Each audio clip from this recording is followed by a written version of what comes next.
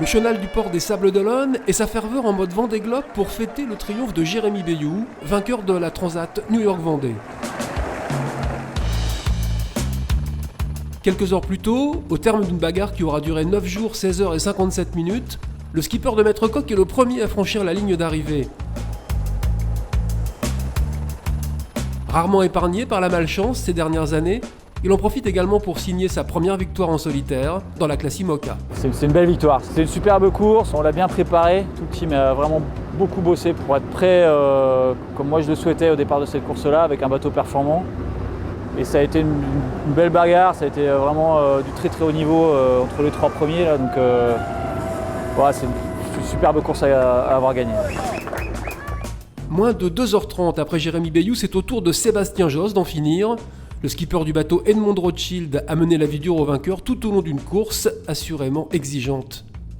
Ah, ça tire un peu sur le marin quand même, hein, on va pas se cacher. Ça reste, voilà, quand il y a du contact, on laisse pas passer on essaye de pas laisser passer grand chose. Et puis les conditions aussi, quand c'est des transats courtes comme ça de 8 jours, on sait que c'est un sprint. C'est pas le rythme qu'on aura sur le Vendée Globe. Maintenant, c'était le rythme de la transat et c'est bien de se tester, de voir si on est capable de tenir la cadence ou pas, si le bateau il tient pas. Donc nous là-dessus on est satisfait. Pour parfaire le tableau, il fallait un superbe troisième qui vienne compléter le podium. Alex Thompson est celui-là. Leader de l'épreuve pendant plusieurs jours, il est finalement relégué à un peu plus de 4 heures de Jérémy Béyoud. Le Britannique est emballé par cette nouvelle transat taillée à sa mesure. That was a great fight, very enjoyable. I think I'd say that feels like the first 9 days of the Vendée Globe. You know, it's a sprint, everybody working very hard. Very interesting race, quick to begin with, a big storm in the middle and light at the end.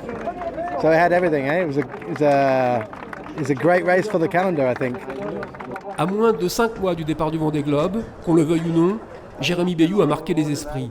Il s'est rassuré, il a fait le plein de confiance.